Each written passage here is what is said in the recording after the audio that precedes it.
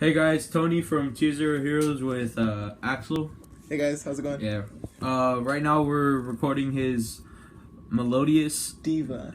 Oh, Melodious Diva Deck profile, as you can see from the title.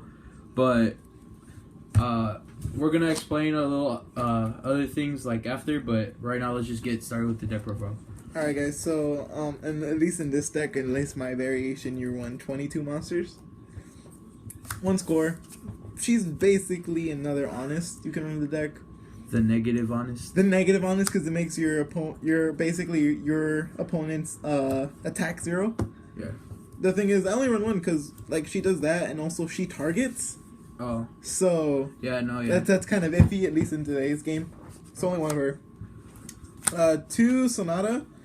Basically, she's the one who helps with the beatdowns. And I believe I used to run 3 of her, but like, 2 is fine. And she basically special summons herself, and every fairy type monster gains a boost of 500 attack and defense. From the deck? No, especially from hand. Oh, okay. I was about to say. Yeah, so. Like Jesus. Next, I run 3 Soprano. This basically swapped out the Polys and the, what's her name? Basically the one that searched out the Poly when she's special summoned, because this one is contact fusion, and since I based the deck a little bit more around special summoning, this is basically a good add, because when she's special summoned, you basically add a Melodious monster from your graveyard to hand, and then you can contact fusion while on the field. The only downside is they can't affect Valor it, but blah. Even then, if you have your field set up, sometimes she can't be targeted. So. Yeah, and then you could probably make her into a beast stick. Yeah, she's decent at 14, so like, Well, yeah, and then honest. Yeah, so next you run Triple Aria, basically one of the main ones you want to run. Basically, when she's special summoned, your Melodious monsters can now not be targeted by card effects and be destroyed by battle. Main bay. One of the main bays.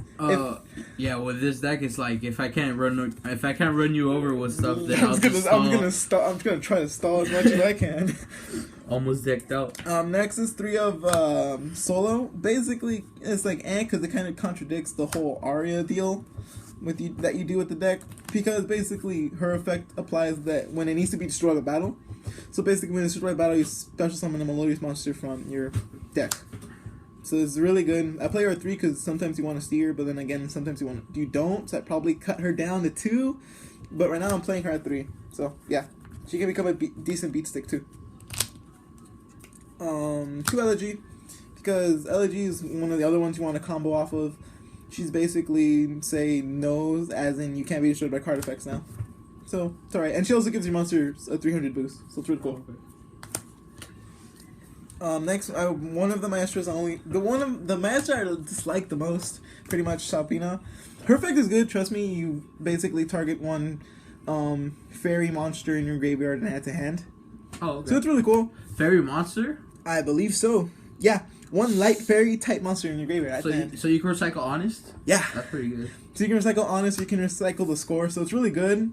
The thing is, I personally don't like her. Well, I mean, it's kind of like, there's no like special summon, but it's like...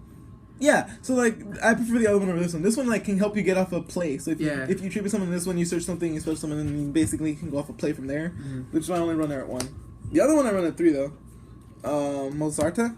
This one I run at 3. Because this one's like the best one, and it helps with the special summoning effects and crap. So basically, once per turn you special summon 1 light fairy from your hand. So yeah. This is really good, especially since you want to fairy something, special summoning. And then even then, you can only after that the only downside is you have to activate. You can only activate light fairy or light monster effects. So that's like the only downside, but your entire deck is basically light, so there's like really no downside.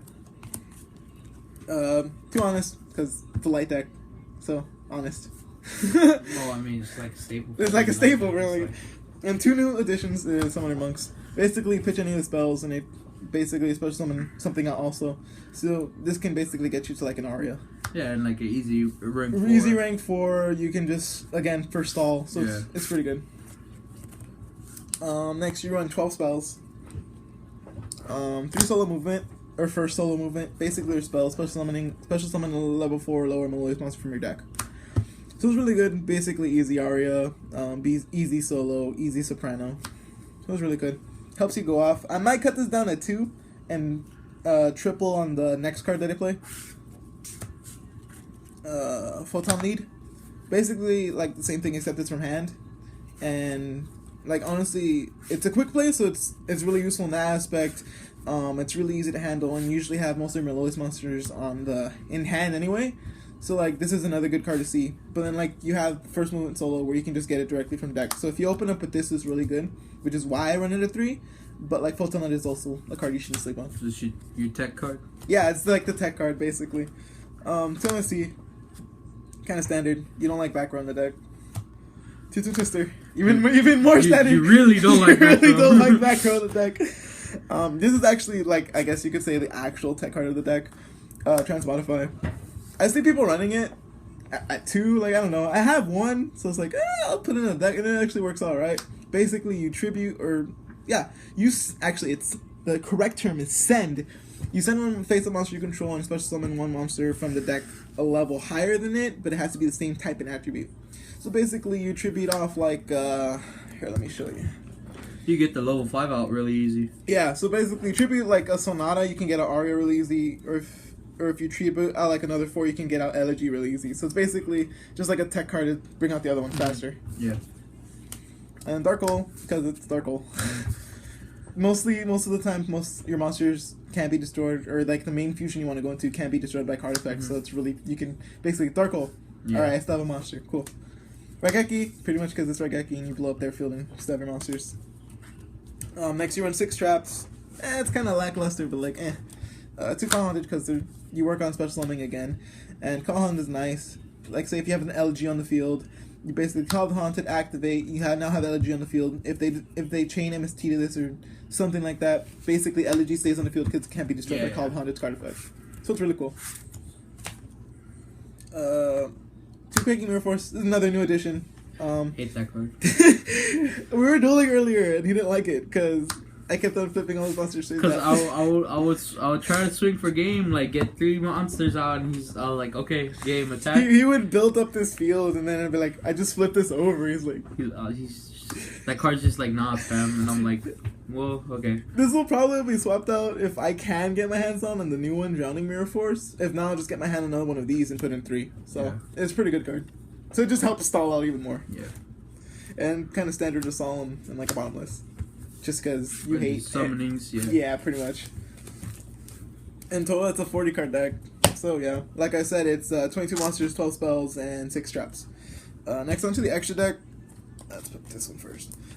Choose Cabrera. Basically, to get out like a giant beast stick first turn.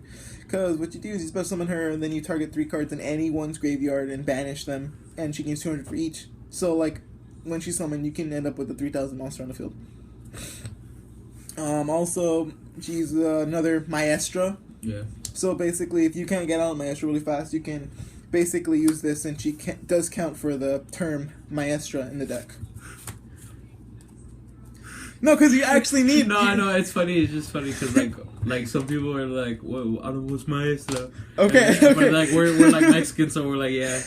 Okay, this is basically why you need Maestra, whatever the hell. Because you need a Maestra to make her, in my opinion, the best Melodious fusion out there right now. Pretty much, can't be destroyed by battle by card effects.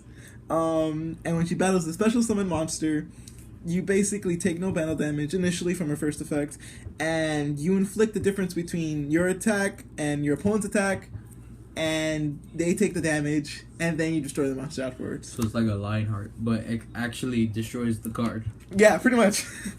So it's really good. I ran it at 3 because this is the one you want to get off the most. And if you don't have your field set up with like an Aria, she can be liable to like pretty much what is it? Effect Veilers, Breakthrough Skills, Phoenix Chains. So yeah.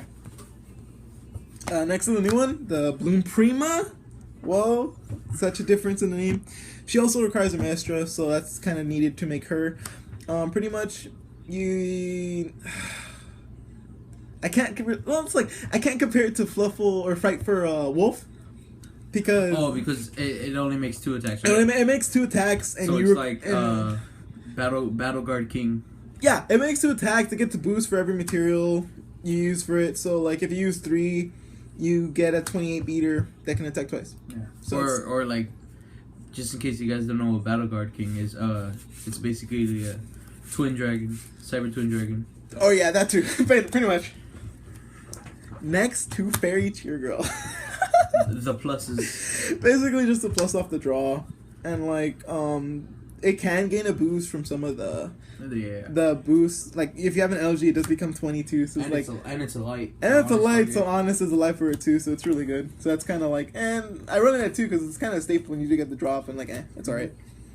Next, like kind of staple wise, XYZ is the Abyss Dweller. Yep. Because it's Abyss Dweller. Castell, because it's Castell.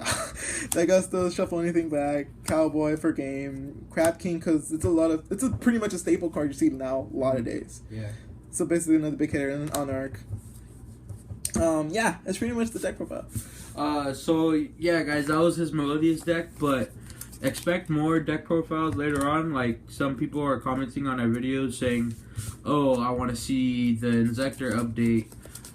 He's actually updating his Inzektors. Like, right now they're pretty good, but like, he's missing some cards. It's not that I'm missing some cards. I just want to try and make it as more fast and consistent as possible. Because you need to see Centipede first turn or something. You need Dragonfly Centipede first turn. You don't understand this. No, yeah, and his Gishkis are really fast. Like, they're scary fast.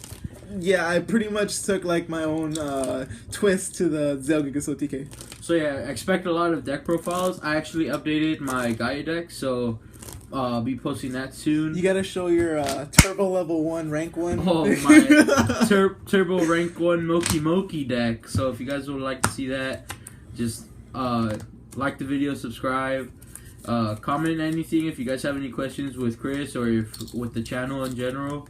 And yeah, see you guys later. Bye. Later, guys. Bye.